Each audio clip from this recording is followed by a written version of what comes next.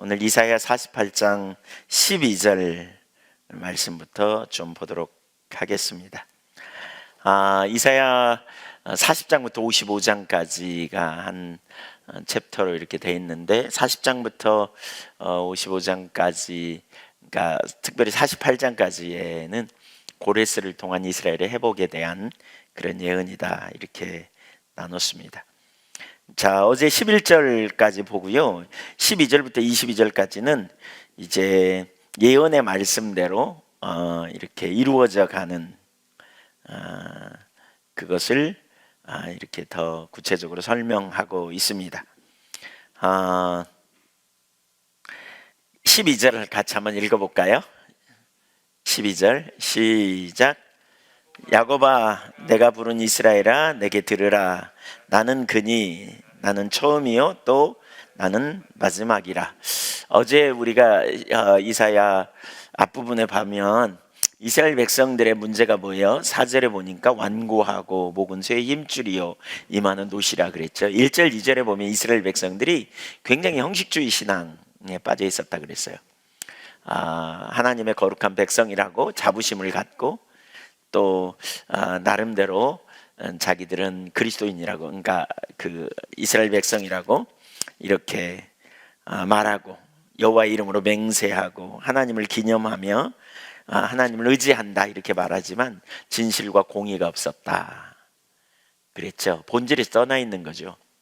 그래서 하나님이 그 외형적인 자기들의 모습에, 그런데 하나님의 눈으로 볼 때는 그들이 쇠심줄, 새 힘줄처럼 목이 곧은 뻣뻣한, 그래서 정말 가난한 심령으로 경외하는 자리에 서 있지 못한 그들의 실상을 강력하게 하나님께서 이렇게 말씀하셨잖아요. 왜 그래요? 교만해서 그래요. 교만해서. 그러니까 교만이 얼마나 큰 죄인지 몰라요. 계속 우리가 나눴죠. 이사야 47장에도 바벨론이 멸망한 주된 이유는 교만 때문이다. 교만이 뭐라고요? 하나님을, 그러니까 자기가 피조물이라는 걸 모르는 거죠. 주님의 은혜 없이는 살 수 없는 존재임을 몰라요. 그러니까 자의식에 사로잡히는 거죠. 자의식에. 그래서 자기중심이 되고, 그러면 이제 하나님을 안 찾고, 자의식에 사로잡히면 영적인 우월의식이나 혹은 열등의식에 빠지고, 자기의나 죄책감에 왔다 갔다 하고, 교만함에 빠지면 다른 사람을 판단하고 정죄하고, 용서하는 마음이 절대로 안 되고, 모든 것을 자기 시선, 자기 관점으로 바라보고, 그렇게 되기가 쉽다 그랬죠. 그래서 12장, 그럼에도 불구하고 하나님이 저들을 어떻게 해요? 그 9절 이하에 보면 저들의 잘함 때문이 아니라, 저들의 행위 때문이 아니라 하나님의 이름 때문에 저들을 구원해 내시겠다 이렇게 말하죠. 이름 때문에, 그러니까 나의 이름을 위하여, 나의 이름을 위하여, 내 명예를 위하여, 영광을 위하여 건져내겠다 이렇게 말하고 있어요. 그러니까 하나님의 은혜로 구원받았죠. 그래서 12절에 주님께서 말씀하실 때 이렇게 말해요. 제일 먼저 첫 마디가 뭐예요? 야곱아 이렇게 말해요. 아니, 하나님이 야곱이라고 다시는 부르지 말라 그러셨거든요. 너는 이스라엘이라, 하나님과 겨루어 이긴 자. 하나님이 져줬다는 거지 않아요? 그렇죠? 야곱은 뭐예요? 속이는 자예요. 속이는 자. 옛사람을 가진 인생, 타락한 인생, 하나님을 반역하는, 속이는 자. 그렇죠? 인간의 원래 본능이 뭔지 우리가 깨닫는 게 되게 중요하다 그랬어요. 타락한 본성을 가진 자, 우리 속에 선함이 없는 쓰레기, 우리 자신이 어떤 존재인지를 확실하게 아는 것이죠. 이런 야곱 같은 인생을 하나님은 불러주셔서 이스라엘이 되게 해주신다 그러죠. 이스라엘, 은혜로 구원해 주는 거죠. 하나님이 일부러 져주셔가지고 이스라엘이라고 하는 거죠. 그러니까 은혜로 구원하는 거예요. 은혜로 구원해 주죠. 사랑으로 우리를 구원해 준.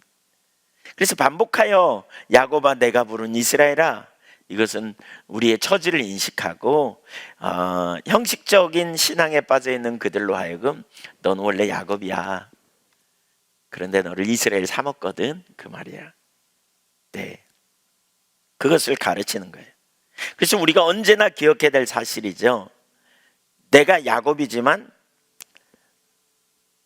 하나님께서 나를 이스라엘이라고 불러주시는 은혜, 이걸 우리가 기억해야 돼요. 교만이 깨지는 비결은 그래서 십자가라 그랬죠. 십자가는 항상 우리가 주인이고 예수님이 우리는 하나님의 은혜로 구원받은 자임을 기억할. 그래서 뭐라 그래요? 야곱아 내가 부른 이스라엘아, 그 다음에 뭐라 그러냐, 내게 들으라 그랬어요. 여러분, 하나님의 은혜로 구원받은 자, 겸손한 자죠. 겸손한 자가 취해야 될 핵심 자세는 하나님께 듣는 겁니다. 구원하신 주님의 은혜를 생각한다면 자꾸 주님께 들어야 돼요. 주님께 귀를 기울여야 돼요. 주님 제게 말씀하옵소서, 이런 자세가 필요해요. 하나님 저에게 말씀하시고 제 삶을 인도해 주시고, 또 이게 범사의 주를 인정하는 삶이에요. 범사의 주를 인정하면 택할 길을 가르쳐 주시리라 그랬잖아요. 다윗이 그런 삶을 살았죠. 우리도 자꾸 하나님께 물어야 돼요. 하나님 제가 어떻게 해야 돼요? 하나님 이거 어떻게 할까요? 하나님 저를 인도해 주세요. 하나님 저를 가르쳐 주세요. 깨닫게 해주세요. 이렇게 주님 앞에 나가는 거에 의지를 가지고 자꾸 이게 듣는 거죠. 듣는 것. 이사야 55장에도 보면 너희 그 목마른 자들아 내게로 나오라, 내게 와서 들으라 그러거든요. 양식 아닌 것을 위하여 수고하지 말고 은을 달아주지 말고 너희가 살아나는 진정한 너희의 생명의 길은 내게 나와 듣는 거야. 그러니까 우리는 자꾸 하나님의 말씀 앞에 서야 돼요. 듣기를 사모해야 돼요. 주님이 내게 말씀해 주시도록, 가르쳐 주시도록, 깨닫게 해 주시도록. 이게 친밀한 교제 안에 있는 삶이에요. 그래서 하나님 쪽에서 주신 이름이니 우리가 듣는 게 필요해요. 자꾸 들어야 돼요. 그게 겸손이고 거기 살 길이 있음을 기억하세요. 그러면 과연 하나님이 어떤 분에게 우리에게 새 생명을 주실 수 있는가? 야곱 같은 나를 바꾸실 수 있나? 여기 뭐라 그러세요? 나는 그다 그러면서 처음이요 마지막이라. 처음이요 마지막. 하나님은 처음이요 마지막이라. 히브리어로 헬라어로 신약 시대에는 뭐냐? 알파와 오메가다 이렇게 말하거든요. 그러니까 처음과 끝이에요. 하나님은 처음과 끝, 그러니까 영원하신 하나님을 말해요. 그렇죠? 하나님은 역사의 시작, 역사의 마지막도 하나님이 다 주관하시는 완전하신 하나님, 한계가 없는 영원하시고 전능하신 하나님이시죠. 그 하나님이 우리에게 은혜를 베푸신 거죠. 한량없는 은혜. 신나요? 네, 감격하죠. 감격해요. 그 하나님이 우리가 누구간데, 정말 그러지 않아요. 가끔 제가 전에 살았던 그 집에서는요, 개미가 올라와요. 개미가 있었어요. 그 어떤 때는 밥상 위로 올라와요. 그러면 이제 밥 먹다가 식탁 위에 올라오는 개미를 보면 어떡해요? 기분이 좋으면 이렇게 쓸어서 버리지만, 그러면 그냥 누르죠. 이렇게 눌러. 우리가 하나님 눈으로 볼 때 개미보다 못한 어쩌면 그런 미물, 우주를 창조하신 만왕의 왕이신 하나님 앞에, 근데 그런 우리를 위하여 독생자를 아끼지 않고 구원해 놓으신 그 놀라운 대속의 사랑을 생각해 보세요. 이 사랑 앞에 우리가 뭐가 돼요? 마음이 겸손해지죠. 이게 경외함이에요. 이게 경외함. 너무 놀라운 사랑, 은혜. 깜짝 놀라는 거죠. 와, 이런 나를 사랑하시다니. 그래서 우리가 하나님을 기쁘시게 하는 삶을 내가 살아야 되겠다, 이런 게 우리 가운데 있는 거죠. 그 하나님을 계속 소개해. 13절 보세요. 과연 내 손이 땅의 기초를 정하였고 내 오른손이 하늘을 폈나니 내가 그들을 부르면 그것들이 일제히 서느니라. 하나님의 능력에 대한 말씀이죠. 선다. 천지가 하나님의 말씀 앞에 선다, 순종한다, 그 말입니다. 하나님 부르시면 다 그대로 된다는 거예요. 그분은 전지전능하신 하나님. 그 하나님은, 우리에게 은혜를 베푸신 하나님은, 내가 믿는 하나님이 그런 하나님이세요. 얼마나 크고 놀라우신 하나님인가. 여러분, 제발 정말 성령님이 비춰주시면 좋겠어요. 우리가 옹졸하게 굴지 말자고요. 정말 우리가 믿는 하나님이 얼마나 큰데 우리가 너무 입술로는 아멘 하면서도 우리는 작은 사건, 작은 환경, 조그만한 어려움이나 위기 앞에서 우리는 얼마나 인본주의적인 선택을 해갑니까? 그 하나님의 크고 위대하심을 우리가 신뢰하면 우리는 믿음의 행보를 크게 할 수 있죠. 하나님 신뢰하니까요. 우리가 하나님이 그런 하나님이라고 물으면 다 아멘해요. 근데 사실은 성령님의 조명하셔서 하나님이 얼마나 크신 하나님인가가 보여지고 그 하나님이 우리의 아빠가 되신다는 사실을 알면 우리는 정말 담대할 수 있어요. 맞죠? 사람 눈치 봐면서 그냥 손해나지 않으려고, 사람한테 말 안 들으려고, 혹시라도 그냥 사람들이 나한테 어떻게 평가할까 싶어갖고 그냥 하나님의 뜻은 상관없어요. 하나님의 공이 상관없어요. 그냥 당장 내 눈앞에 유익, 당장 내 눈앞에 이익을 쫓아 우리가 얼마나 노심초사하고 따라가는지 몰라요. 왜 그래요? 하나님 몰라서 그래요. 하나님이 이렇게 놀라우신 하나님이라는 걸 우리 가운데 더 진짜 정말 성령님께서 우리 가운데 지혜와 계시형을 부으셔서 알게 해주셔야 돼. 하나님을 이론적 지식으로만 아는 그 하나님이 아니라 그 하나님이 나의 하나님인 것을 성령께서 깨닫게 해주시기를 여러분 사모하세요. 아멘. 너무 좀 치사하지 않아요? 우리 자신을 바라보면 안 그런가요? 소장님 그래 안 그래? 그런 거 같지? 너무 치사해. 왜? 하나님 몰라서 그래요. 몰라서. 내가 믿는 하나님이 얼마나 크고 놀라우신가. 믿음의 그릇이라는 그런 표현하죠. 우리가 하나님 앞에 어떻게 반응하고 어떻게 살아가는가. 내가 믿는 하나님이 어떤 하나님인가. 우리 믿음의 그릇을 넓힐 필요가 있어요. 그러려면 우리가 믿는 하나님이 어떤 하나님인가. 내가 뭐 때문에 염려하고 뭐 때문에 낭망하고 뭐 때문에 좌절하고 뭐 때문에 순간순간 흔들리는가. 내가 뭐 때문에 못 가지고 내 마음 안에 싸움이 있는가, 갈등이 있는가. 별것도 아닌 것 같고 우리가 얼마나 그냥 자존심 지키려고 그러고 얼마나 사람들 눈치를 바라보고 우리가 살아가는지 진짜 애통해요. 여러분 안 그러세요? 그렇지 않아요? 너무? 하나님 주님의 높고 위대하심을 내 영혼이 찬양하네 그러죠. 시편 아니 우리 찬양해. 근데 그럼에도 불구하고 나는 그 영혼 주님의 높고 위대하심을 너무 조금밖에 모르는 거예요. 그러니까 항상 노심초사하고 항상 염려하고 근심하는 자리에 우리가 머물러 있지 않은지. 오 하나님 제가 하나님 잘 모릅니다 이러고 나와야 돼요. 진짜 너무 조금밖에 모릅니다. 그러니까 주님 말씀하시면 내가 나아가리다, 주님 뜻이 아니면 멈춰서리다 이렇게 입술로는 말할지 모르지만 실제로는 전혀 못 나가는 거죠. 그래서 우리가 믿음 있는 것처럼 생각하는 경향이 얼마나 많이 있는지. 왜 하나님이 이렇게 소개해요? 하나님 믿고 의지하라는 거죠. 하나님 신뢰하라는 거죠. 보라 하나님이 우리의 구원이시다. 하나님이 너의 구원이시다. 예, 그 하나님.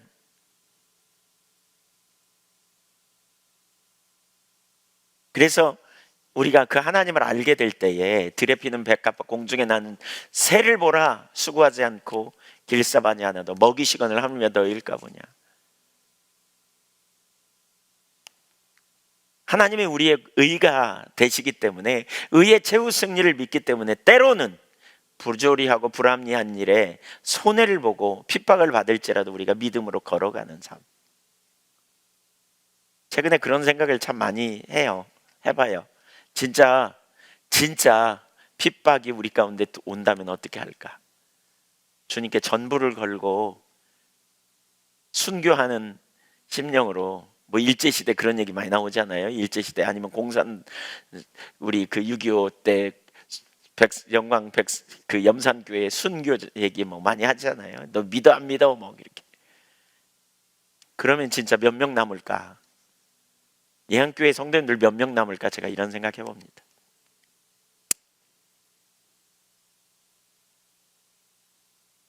꽤 많이 남을까요? 중형제님 꽤 많이 남을 것 같아요. 네. 전 별로 안 남을 것 같다는 생각이 자꾸 들어요. 진짜 우리가 주님에 대하여 어떻게 우리가 주님 앞에 서는가, 정말 주님을 우리가 더 많이 알기를 고민하고 씨름해야 되지 않겠나. 하나님이 얼마나 크고 놀라우신 하나님인가. 죄송해요, 제가 부정적인 눈으로 보는지 모르겠는데 그런 생각이 들어요. 다른 사람 몰라도 나는 확실히 믿을 것 같다 이러면 손 들어보세요.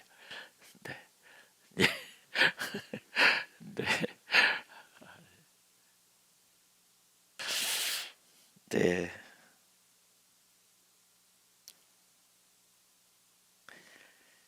하나님이 누구이신가? 내가 믿는 하나님이 얼마나 크신 하나님인가? 하나님에 대해서 우리가 더 많이 알아야 돼요. 아는 만큼 우리가 믿을 수 있어요. 믿는 만큼 우리가 하나님께 전부를 걸고 가는 거예요. 14절 보겠습니다. 너희는 다 모여 들으라.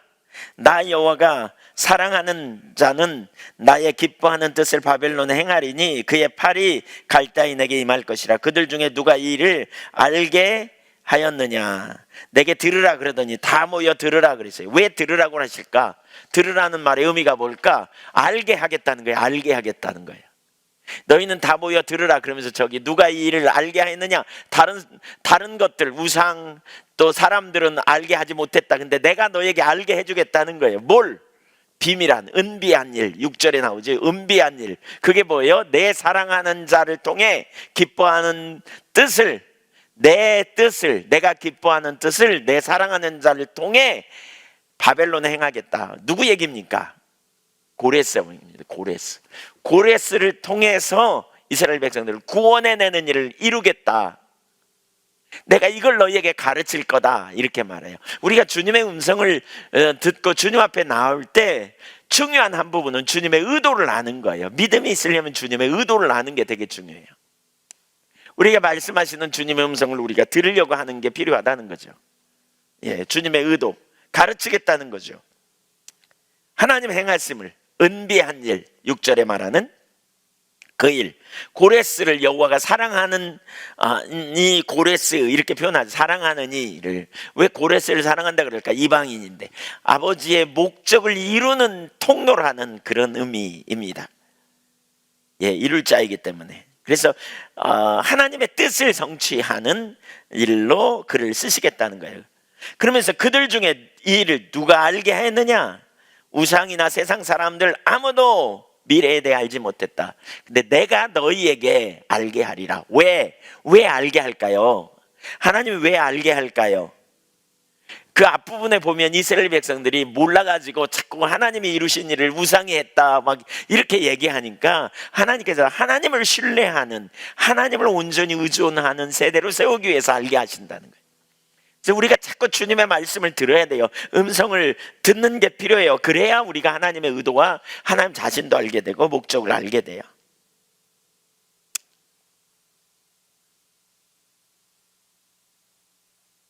하나님의 작품이라는 거죠. 하나님의 작품. 자, 15절도 보실래요? 예, 15절 구체적으로 말씀합니다. 나 곧 내가 말하였고 내가 그를 부르며 그를 인도하였나니 그 길이 형통하리라. 여기 그는 누구냐면 고레스입니다. 내가 말했다. 나는 누구예요? 하나님이에요. 하나님. 우주를 창조하신 하나님. 그렇죠? 이스라엘의 거룩하신 하나님. 그렇죠? 야곱을 이스라엘로 부르신 그 하나님이 내가 말하였고 내가 그를 부르며 그를 인도한다. 그래서 그의 길이 형통하리라. 고레스가 승리할 수 있는 이유가 뭐였다고요?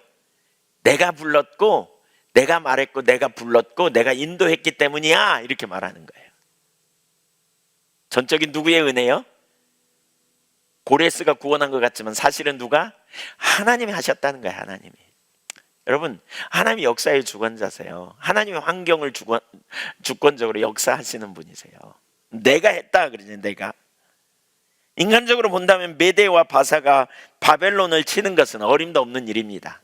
사실 오늘날 미국과 같은 강대국을 작은 나라가 치는 것과 똑같은 얘기입니다. 근데 하나님이 하셔가지고요, 이 바벨론이 술 마시고 흥청망청하는 틈을 노려가지고 수도를 공략해서 그날로 쑥대밭을 만들어버린 거예요. 하나님이 인도하셔서 그 일이 이루어졌다는 거죠. 메대와 바사가 능력이 있어서 그렇게 된 게 아니고 그 작전이 탁월해서가 아니라 하나님이 간섭하심이라는 거예요. 하나님의 역사. 왜 이런 말씀을 아주 자세히 미리 말씀 예언해 하실까요? 미리. 왜 그럴까요? 초점을 하나님만 믿음으로 신뢰하라는 거예요. 군사력 의지하지 말라는 거예요. 사람 의지하지 말라는 거예요. 여러분, 오늘날에도 마찬가지예요. 우리가 사람 무서워서 뭐 못하잖아요. 우리가 얼마나 많이 사람을 인식합니까? 사람이 뭐라고 말할까 봐 우리는 안 하고요, 사람 눈치 보고요. 그러니까 우리가 그의 나라와 의를 구하는 삶을 어떻게 살겠어요? 여러분, 혹시 여러분이 사람 때문에 주님의 길을 따라가는 일이 잘 안 된다면 그거 갖고 고민하셔야 돼요. 하나님 앞에 은혜를 구하고요, 적당히 타협한 선에서 안 돼요. 주님이 우리로 하여금 그런 문제를 돌파해내게 하세요. 사람 때문에 사람 눈치 보며 사는 거. 근데 그건 역시 쉽지 않아요. 우리 모두에게 쉽지는 않지만, 그러나 우리가 하나님을 경외하고 하나님 신뢰함으로 뛰어넘어야 하나님 그 길을 우리가 경험할 수 있어요. 믿음으로 하나님만 신뢰하십시다. 16절 볼까요? 너희는 내게 가까이 나와 이것을 들으라. 내가 처음부터 비밀이 말하지 아니하였나니 그것이 있을 때부터 내가 거기에 있었노라 하셨느니라. 이제는 주 여호와께서 나와 그의 영을 보내셨느니라. 여기 하나님의 역사하심, 하나님의 행하심과 그 의도를 깨달으려면 하나님께 가까이 나가야 한다, 이렇게 말하죠.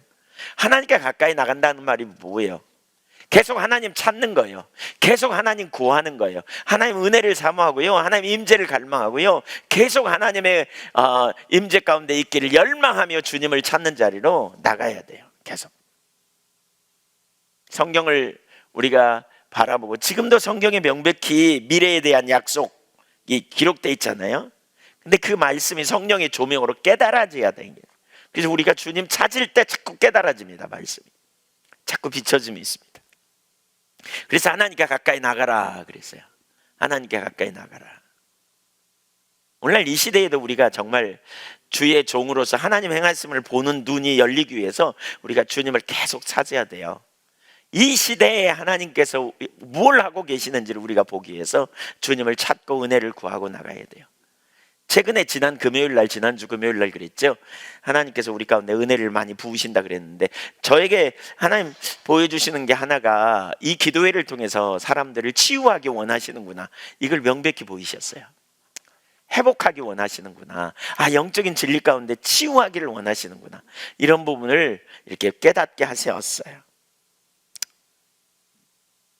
더 이렇게 자유케 되고 치유되는 이런 놀라운 역사로 나가도록. 16절 하반부를 좀 볼까요? 그것이 있을 때부터 내가 거기에 있었느니라 하셨느니라. 그러니까 그 말이 있을 때부터 내가 거기에 있었다. 개역 한글판은 이렇게 번역하고 있고요, 개역 개정성경은 그것이 있을 때부터, 다른 표준 세번역 같은 그 일이 있을 때부터, 이루어질 때부터, 그 일이 성취될 때, 뭐 이런 표현으로 돼 있거든요. 그 일이 성취될 때. 그러니까 이거는 무슨 얘기냐면, 그러니까 이 예언이 성취되는 그 과정 중에 내가 있었다. 그러니까 이 말이 선포될 때 내가 있었다. 그리고 여기서 나는 누구냐? 이게 이제 오늘 학자들 사이에 큰 논란이 있어요. 특별히 이제는 주 여호와께서 나와 그의 영을 보내셨느니라, 여기서 나는 누구냐, 이런 논란이 많이 있거든요. 근데 하나님께서 16절은 하나님께서 내게 가까이 와 들으라 그러면서 그것이 있을 때부터 내가 거기 있었다. 이걸 하나님으로 보는 게 옳다. 여기까지는 이렇게 볼 필요가 있고요. 근데 이제 그 뒤에 이제는 주 여호와께서 나와 그의 영을 보내셨느니라. 여기서 나는 누구예요? 하나님은 아니잖아요. 하나님이 하나님을 보냈다. 이건 아니죠. 누구냐 이게? 이사야냐 고레스냐 아니면 또 다른 누구냐? 학자들이 이걸 논란을 되게 많이 했는데 여기 나는 누구냐? 나를 누구로 보느냐? 전통적인 견해로는 누구를 보느냐? 메시아, 그리스도라고 봅니다. 그리스도. 그러니까 이제 49장에 고난받는 종 그리스도, 메시아에 대한 예언을 연결해 주는 구조다. 이렇게 표현하거든요. 그러니까 고난받는 종 그리스도가 오실 거다. 그래서 고레스의 구원과는 비교가 안 되는 구원. 그렇죠? 하나님이 기뻐하시는 뜻을 이루는 고레스는 이스라엘의 회복이라면 메시아는 그리스도는 인류를 죄로부터 구원해내는 완전한 회복을 이루기 위한 놀라운 역사를 이루기 위해 오신다. 근데 누구와 함께? 성령과 함께. 그랬어요. 성령. 그래서 이사야 61장 1절에 보면 주의 신이 내게 임하였으니 주의 영이 내게 임하였으니 라고 말하면서 누가복음 4장 18절 이하의 말씀을 거기 보면 인용했잖아요. 누가복음 4장 18절이 이사야 61장을 인용해서 예수님의 말씀인 것. 하나님의 성령을 힘입어 역사를 이루는, 구원하는 일을 이루는.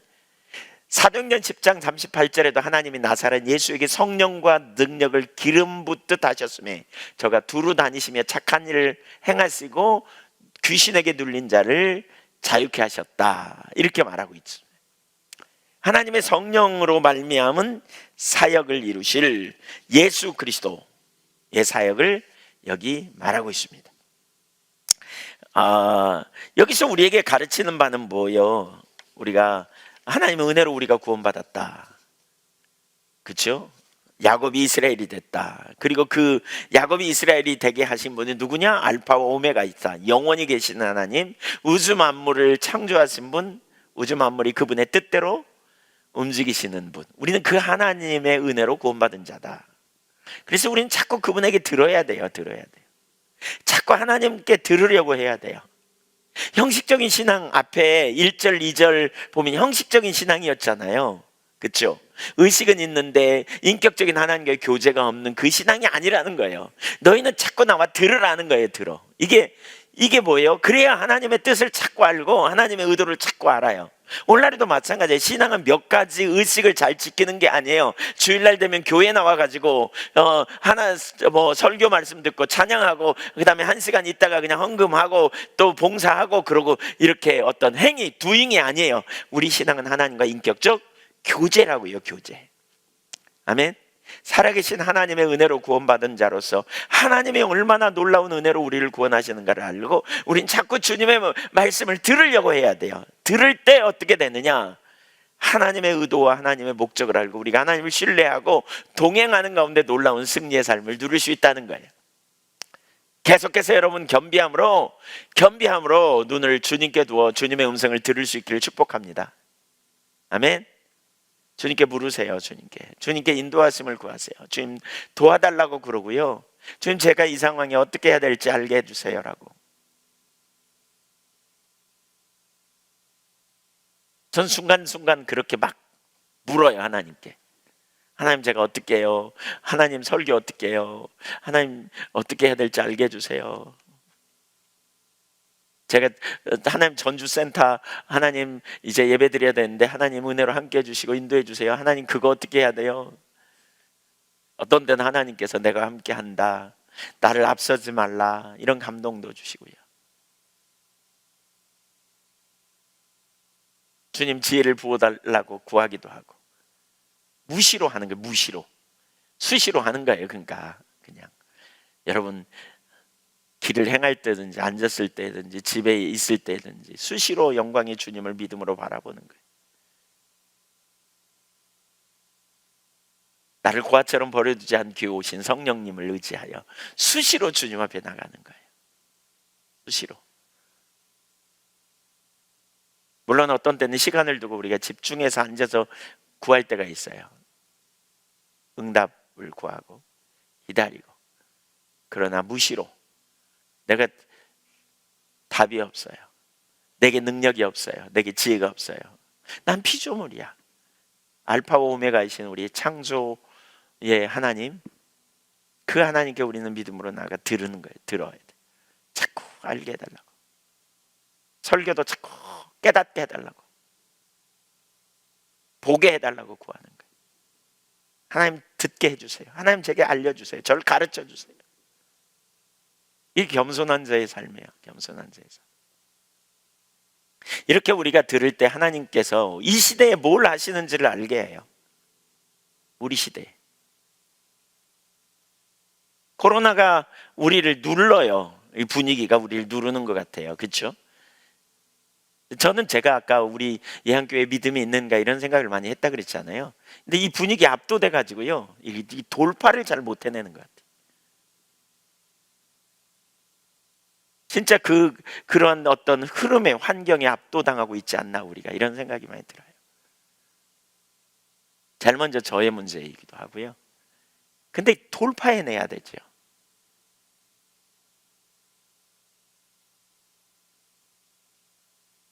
하나님은 여전히 우리 하나님이세요. 해가 안 뜬 게 아니라니까요. 해가 떴는데 지금은 이제 넘어갔지만, 구름이 오늘 하루 종일 잔뜩 꼈었는데 그 해가 떤 거라니까요. 근데 우리가 그런 분위기에 압도당하는 거죠. 압도당하는. 하나님만 하실 그게 일들에 우리가 믿음으로 반응하고 영적인 돌파를 이루고 우리가 나아가는 일이 돼야 돼요. 가장 어두운 순간에 빛은 바라게 돼 있는데, 우리가 정말 하나님 앞에 은혜를 구하고 영적인 돌파를 이루고 주님의 영광을 바라보고 우리가 믿음으로 반응하며 서야 되지 않겠나라는 생각을 해봅니다. 아멘.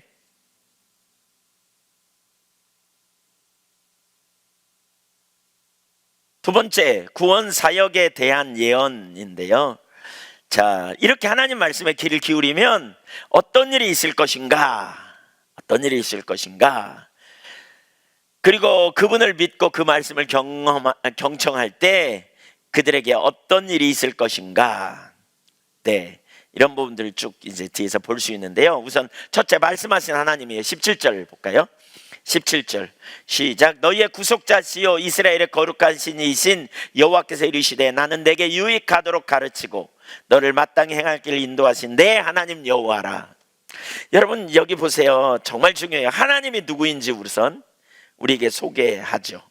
하나님은 자신을 계시하십니다. 뭐라 그래요? 구속자, 너희의 구속자, 구속자, 이스라엘의 거룩하신 자 여호와. 그 다음에 뭐라 그랬어요? 나는 내게 유익하도록 가르치고 너를 마땅히 행할 길로 인도하시는 내 하나님 여호와 그랬어요. 자, 여기 하나님을 아는 게 정말 중요해요. 여러분 하나님이 누구라고요? 이스라엘의 구원자, 구속자예요. 그렇죠? 값을 치르고 건져내신 분, 그렇죠? 또 이스라엘의 거룩하신 분, 그렇죠? 거룩하신 분, 그렇죠? 자, 그러니까 방치하지 아니하시고 건져내시는 구속자, 온 세상의 거룩하신 분으로 지칭할 수 있는 유일한 분. 그러니까 이스라엘의 구속자, 거룩하신 분이라는 이 말은요 40장부터 55장까지 6번 나옵니다. 반복해서 나옵니다. 그러니까 언약 가운데 자신을 내어주신 은혜의 하나님, 특별히 한번 생각해 보세요. 하나님은 누구라고요? 거룩하심이라고요. 근데 거룩하신 하나님이 이스라엘의 죄를 그냥 보고 있을 수 없잖아요. 그래서 뭐 하셨어요? 구속해 주셨어요. 저들을 구속하기 위해 대가를 지불하시고 구원해 주신 거죠. 그게 은혜죠. 은혜. 십자가에서 그 은혜가 어떻게 나타나요? 독생자를 아끼지 않고 내어주신 은혜죠. 그러니까 하나님이 누구인가를 먼저 소개하고 있잖아요. 여기 하나님이 누구냐? 거룩하신 분인데 죄를 반복적으로 죄 짓는 이스라엘을 결국 심판하고 폐기 처분해야 돼요. 근데 사랑하심 때문에 은혜로 저들을 구원해내요. 여기에 대가를 지불하고. 그래서 이스라엘의 구속자가 되시는 거죠. 그렇죠? 야곱 같은 이스라엘을, 야곱 같은 야곱을 이스라엘로 세우시는 그 은혜를 얘기하는 거죠. 그래서 십자가에서 우리를 위해 죽으신 하나님. 자, 이걸 보면 여러분 뭘 느껴요? 이 하나님을. 그러니까 되게 중요해요. 자주 나누지만 이렇게 하나님을 아는 게 중요해요. 왜냐하면 우리가 하나님을 신뢰하는 것은 그분의 성품, 하나님이 어떤 성품을 가졌고 그 성품이 내게 어떻게 영향력을 가지고 오는지를 이해해야 되거든요. 저와 여러분에게 어떤 영향력을 가지고 오는지를 이해하는 게 중요해요. 그 사랑의 하나님이 어떤 영향력을 가지고 우리에게 오시는지. 한마디로 말하면 뭐예요? 우리를 위하시는 하나님이라는 거죠. 위하시는 하나님. 믿으십니까? 하나님은 누구 편? 내 편, 내 편. 이걸 이해할 필요가 있어요. 사랑과 은혜. 예. 그래서 예레미야 29장 11절에 보면 이렇게 볼 수 있어요. 예레미야 29장 11절부터 13절까지 한번 읽어보죠. 천천히 음미하면서 시작. 여호와의 말씀이니라 너희를 향한 나의 생각을 내가 하나니 평안이요 재앙이 아니니라 너희에게 미래와 희망을 주는 것이니라. 항상 하나님은 희망이에요.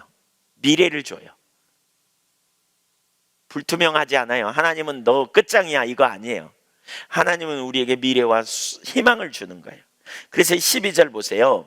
이 믿음 가지고 나오라는 거예요. 12절 시작.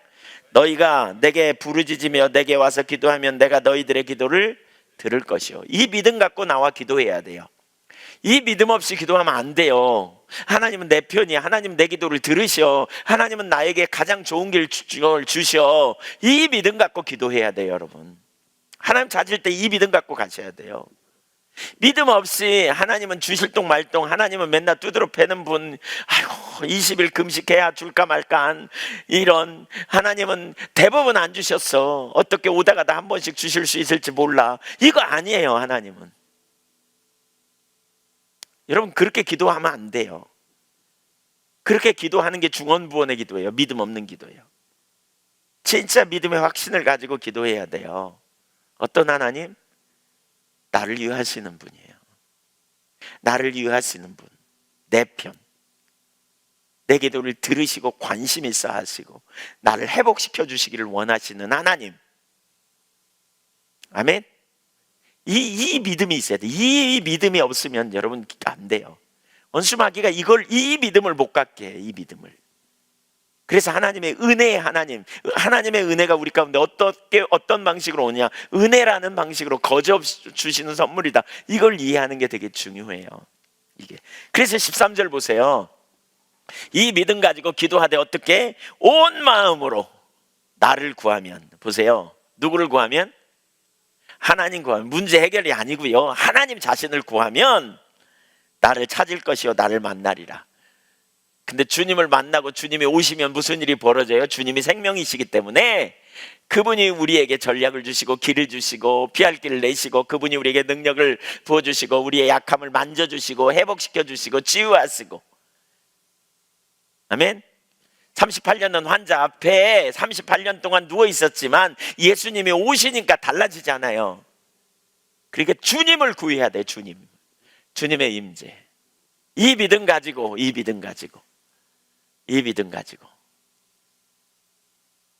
이게 얼마나 중요한지 몰라요, 여러분. 우리가 하나님 앞에 나갈 때 이 믿음이 없으면 안 돼요.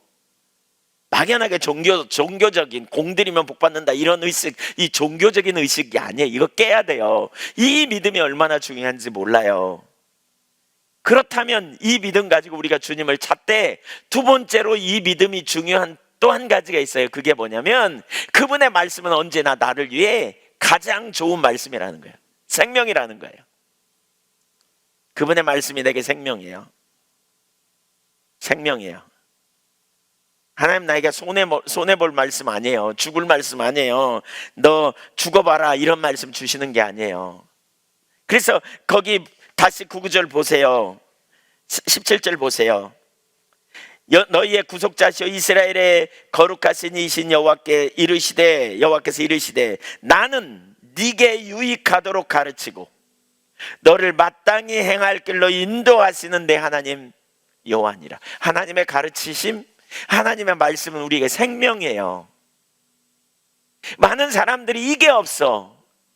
하나님은 내 편이다, 하나님은 나를 유하신다, 이게 없어. 이 지식이 없어. 그러니까 말씀을 우리가 엄청 부담스러워하고요, 마지못해 순종할까 말까 계산하고요, 뭔가 자기에게 유익이 좀 되는 것 같으면 아멘 그랬다가 하나님하고 딜하려고 그러죠. 하나님하고 계산하려고 그래요.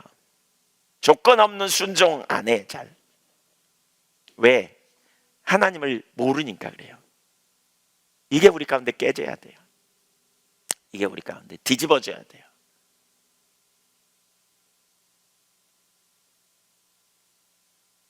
이게 하나님의 말씀을 우리를 위하여 가르치신다 그래요. 우리를 위하여 가르치. 그러니까 우리는 주님의 말씀을 적극 들어야 돼요. 가르치실 때 무슨 일이 벌어져요? 우리의 의식이 깨어져요. 우리가 어디로 가야 할지 알게 되는 거죠. 그래서 주님의 말씀을, 여러분, 주님의 말씀을 무거운 짐으로 여기지 말아야 돼요. 주님의 말씀을 우리가 아멘 그리고 받아야 돼요. 나를 위하는 말씀.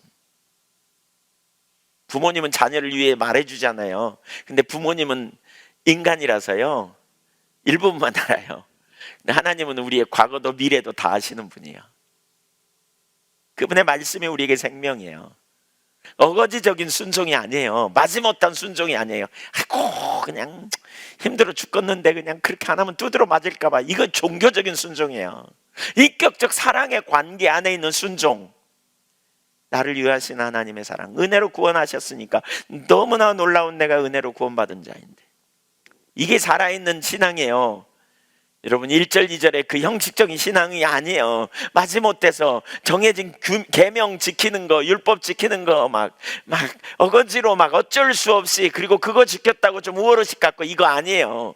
우리 신앙은 인격적인 살아있는 하나님과 생생한 교제요, 실제적인 동행이고, 그 앞에서 우리의 삶을 전환해듯 기쁨으로 자원하는 마음으로 순종하는 거죠.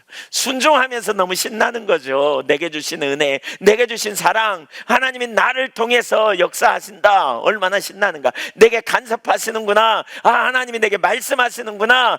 내가 하나님께 이렇게 나를 내버려 두지 않고 말씀을 보내셔서 나를 만나주시는구나. 이런 은혜들이 우리 가운데 있는 거죠. 그 말씀이 우리에게 너무 큰 기쁨이고 감사고 감격이고. 여러분, 하나님이 우리에게 말씀하시는 게 얼마나 놀라운 은혜요 축복입니까? 얼마나 놀라운 축복인지 몰라요.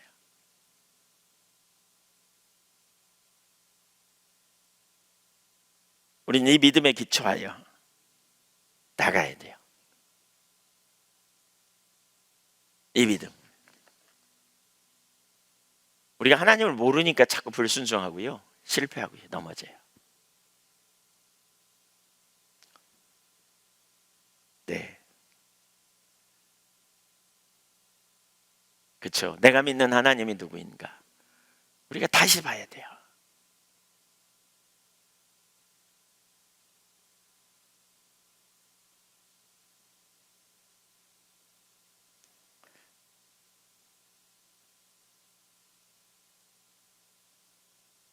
그런 찬양 있죠. 주의 말씀 받은 그날 참 기쁘고 기쁘도다. 주님의 말씀이 내게 올 때 그 기쁨, 말할 수 없는 기쁨, 정말 즐거움으로 순종하는, 즐거움으로 따라가는 이 신앙이 우리에게 돼야 돼요. 회복돼야 돼요. 의식 몇 가지 잘 지키면서 몇 가지 종교적인 규칙 잘 지켰다고 우리가 뭐가 되는 게 아니라는 거죠. 생생한 주님과의 살아있는 교제. 그 밑에 조금 더 볼까요? 기도해야 되는데, 불순종으로 인하여 받지 못한 축복이 있어요. 거기 18절은 그러니까 이스라엘 백성들이 불순종으로 말미암아 받지 못한 내적인 축복, 평강과 공의. 하나님께 순종하면, 믿음으로 순종하면, 이렇게 하나님을 알고 순종하면 평강과 공의가 내 삶에 이루어진다는 거예요. 불의가 아니라 공의예요. 불의. 막 불의한 일이 여러분 삶에 일어나면 좋겠어요? 공의가 이루어지면 좋겠어요? 공의가 질서가 있는 거죠. 질서가. 사람들이 나를 함부로 하지 않아. 그 공동체에는 함부로 대하지 않아. 막 불의한 일이 일어나지 않아. 막 억울한 일이 생기지 않아요. 막 하나님의 공의가 생기고 평강이 있어요. 샬롬이 있어. 18절 읽어볼까요? 네가 나의 명령에 주의하였더라면, 이 말은 주의했다는 거예요? 안 했다는 거예요? 안 했다는 거예요. 명령을 불순종했단 말이에요. 어겼단 말이에요. 왜? 사실 하나님을 잘 몰라서 그래요. 여러분, 우리가 말씀에 순종합시다 그러면 아멘. 근데 왜 안 되는지를 기억해야 돼요. 왜 안 되냐면 하나님을 잘 몰라서 그래요. 하나님의 그 선한 의도를 몰라서 그래요. 진짜 우리를 구원하신 그 은혜를 몰라서 그래요. 우리를 사랑하신 그 큰 사랑이 얼마나 크고 놀라운지 알면 우리가 주님의 말씀 순종하는 거 별로 안 어려워요, 여러분. 순종 못해서 아니지. 너무 놀라운 주님, 우주를 창조하신 하나님, 나를 자녀 삼으시고 나에게 가장 생명의 길로, 완전한 길로 인도하실 텐데, 가장 좋은 길로 인도하실 텐데 순종 못해서 그렇죠. 우리 속에는 그런 편견이 있어요. 주님 말씀 따라가면 내가 희생하고, 주님 말씀 따라가면 우리가 손해보고, 주님 말씀 따라가면 내 인생에 편안하지 않고 무거운 짐처럼 여기는. 근데 여러분, 그 자리에 여러분이 있다면 이 생각 깨야 돼요. 하나님 말씀은 우리에게 생명이에요. 생명이라는 말이 뭐예요? 거기 가면 반드시 풍요가 있다는 거예요. 그 말씀 따라가면 거기에 풍성함이 있다는 거예요. 거기 따라가면 주님을 만나는 거예요. 그래서 우리는 주님의 말씀을 소중히 여겨야 돼요. 따라갔더라면, 명령에 주의했더라면 내 평강이 강과 같겠고, 계속 흐르는 강, 계속 있다는 거예요. 강에 물이 금방 없어지지 않잖아요. 계속 있어. 평강이 내 안에 넘쳐. 공의가 바다 물결처럼 계속 끊임없이 공의가 있어. 그렇죠? 바다 물결이 계속 출렁거리는 것처럼 없어지지 않아, 우리의 삶에. 하나님 명령 따라가면 내 삶에 샬롬이 있는 거죠. 샬롬, 평강. 이 평강이 어디서부터 와요? 평강의 가장 기본은, 이 샬롬은 성경에 세 가지 개념이 있습니다. 하나는 뭐냐면 하나님과의 관계의 개념이고요, 이웃과의 관계의 개념이고요, 사물과의 관계의 개념, 환경과의 관계에서 샬롬입니다. 가장 핵심적인 것은 하나님과 우리와의 관계에 샬롬이 있는 겁니다. 내적인 축복. 내면에 그 하나님과 우리와의 관계가 새로워지는 거죠. 이스라엘이 하나님이 그들을 위해 주시는 말씀을 안 들었어요. 안 들었어. 왜 안 들었을까요?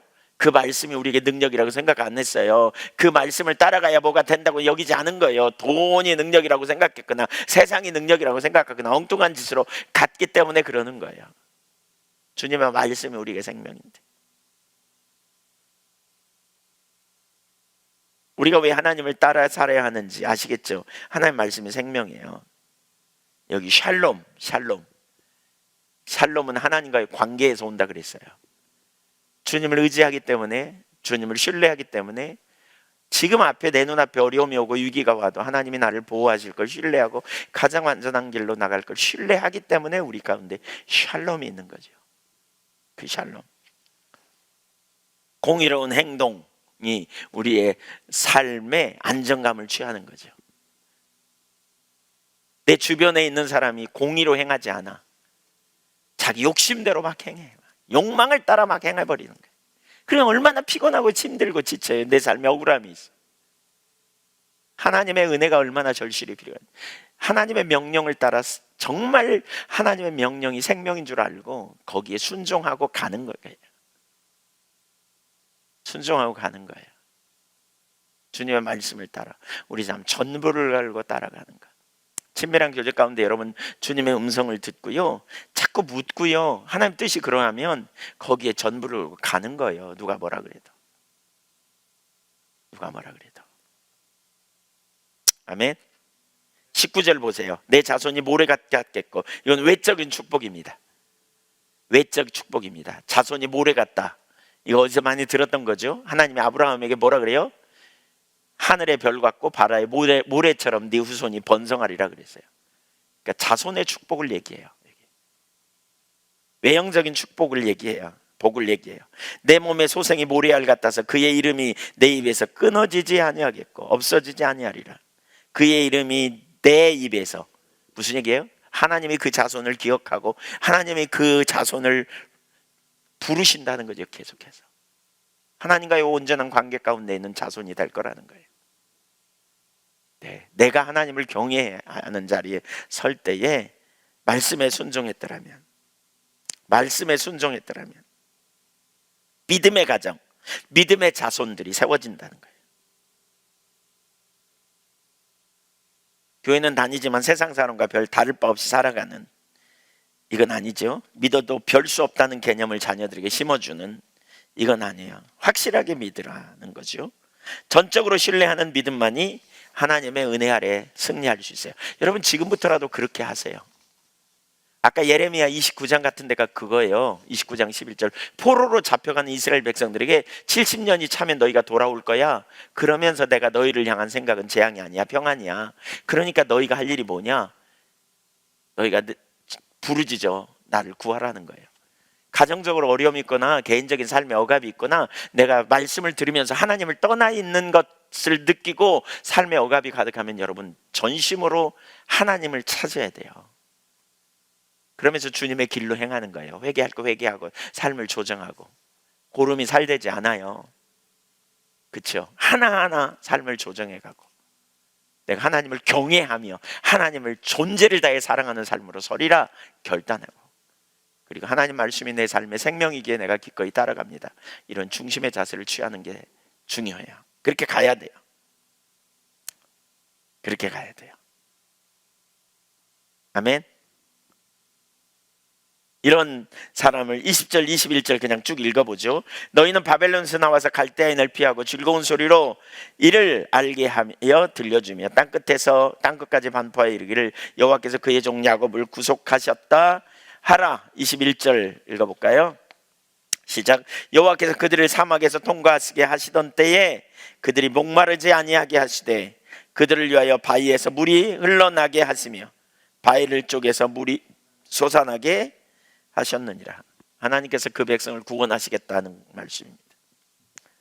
17절에 하나님이 어떤 분인지를, 18절과 19절에서 하나님의 명령을 듣지 않는 그들에게 어떤 일이 일어난지를 상기시킨 다음에 이제 20절에서 구원을 선포합니다.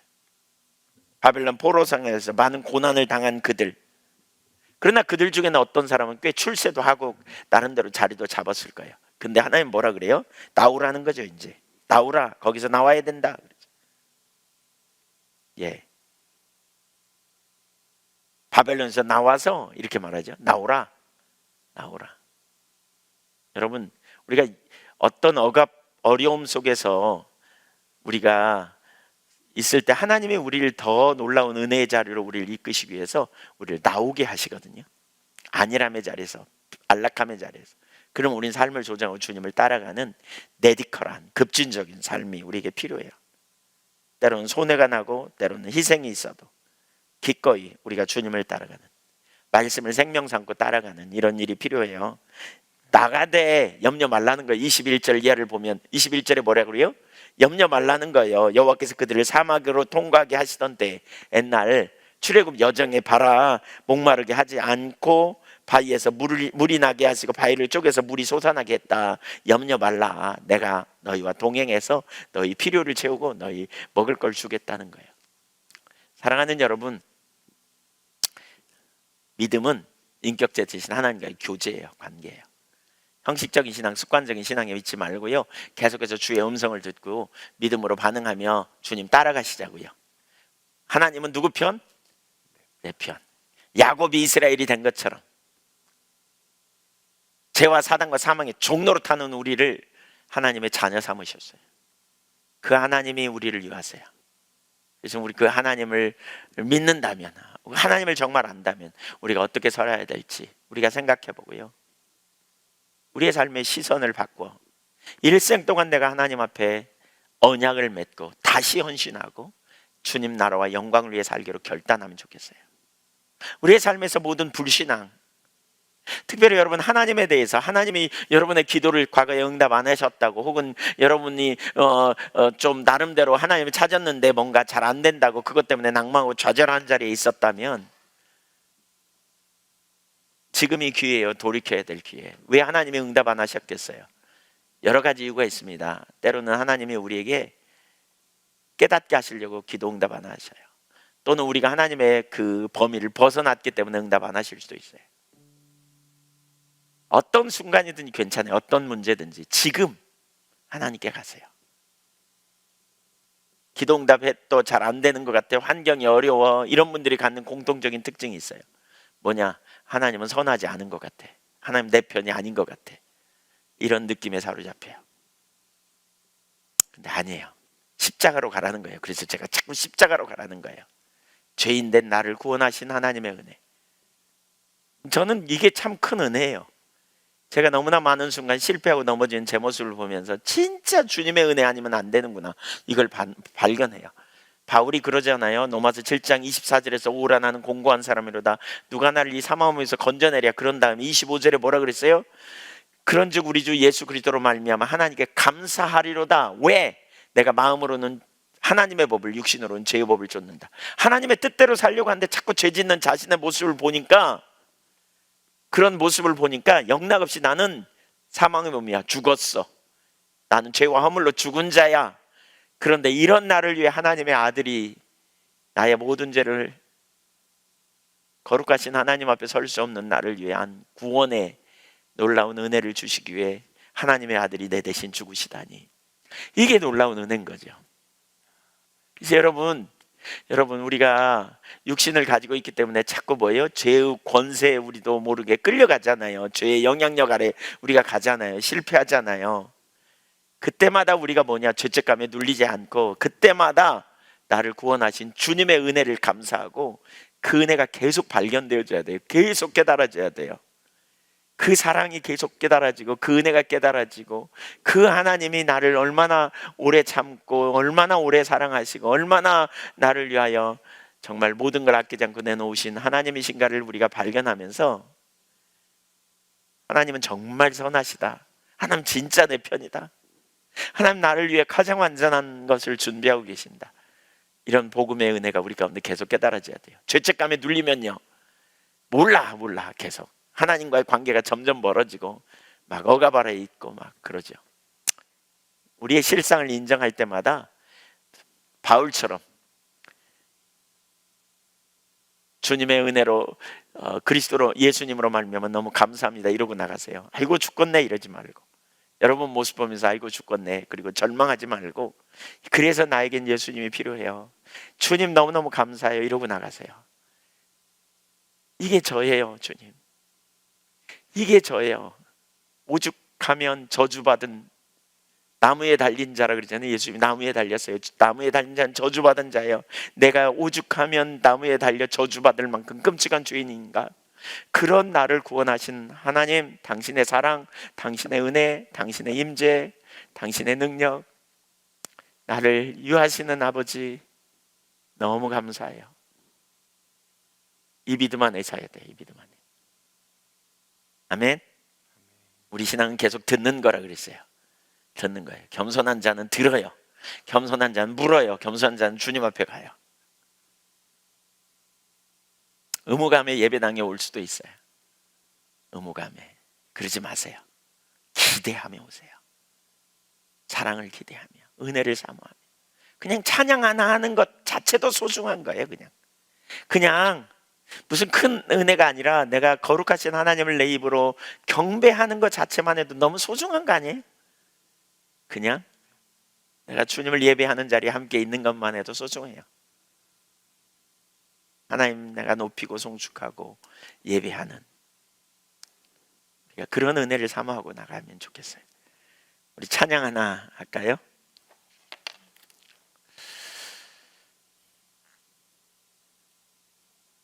우리 그 찬양 하나 할까요? 갈보리 산 위에 십자가 섰으니 주가 고난을 당한 표라. 우리 찬송가 중에 한번 하죠. 최후 승리를 얻기까지 주의 십자가 사랑하리, 빛난 면류관 받기까지 예, 150장. 찬송가 150장이에요.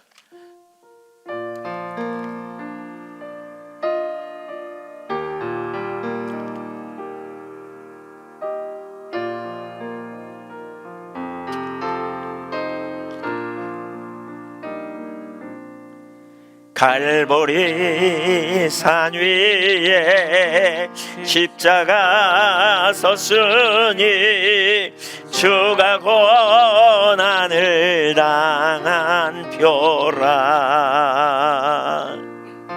험한 십자가를 내가 사랑함은 주가 보혈을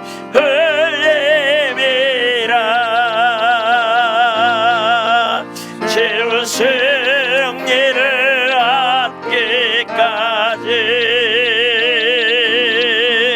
주의 십자가 사랑하리. 빛난 멸류관 받기까지 험한 십자가 붙들겠네. 멸시천대 받은 주의 십자가에 나의 마음이 끌리도다.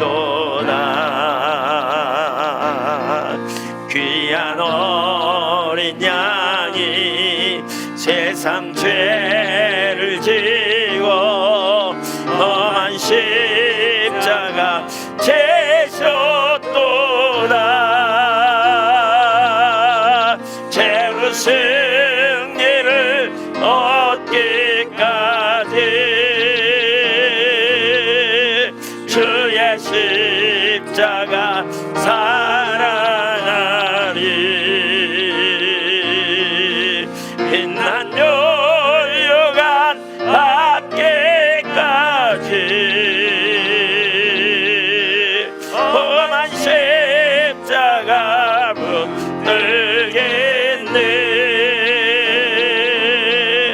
험한 십자가에 주가 흘린 피를 믿는 마음으로 바라보니 나를 용서하고 내 죄 사시려 주가 흘리신 보혈이라.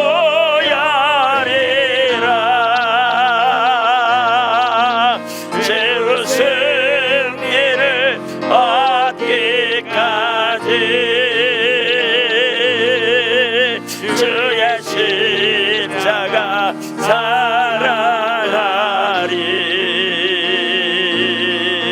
빛난 멸류관 받기까지 험한 십자가 붙들겠네. 주님 예비하신 나의 본향집에 나를 부르실 그날에는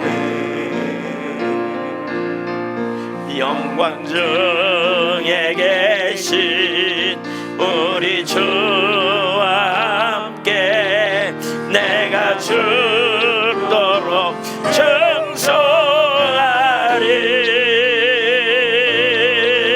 최후 승리를 얻기까지 주의 십자가 사랑하리. 빛난 멸류관 받기까지